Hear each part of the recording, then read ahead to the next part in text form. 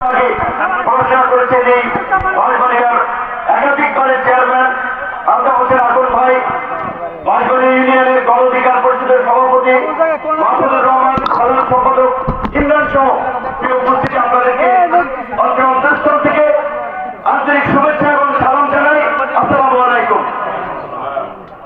গতকালকে দশপিড়া high school মাঠে আমাদের সমাবেশ ছিল। একটু সময় সংক্ষিপ্ততার কারণে অনেক কথা বলা সম্ভব হয়নি, কিন্তু মূল কথাগুলো আমরা বলে দিয়েছি।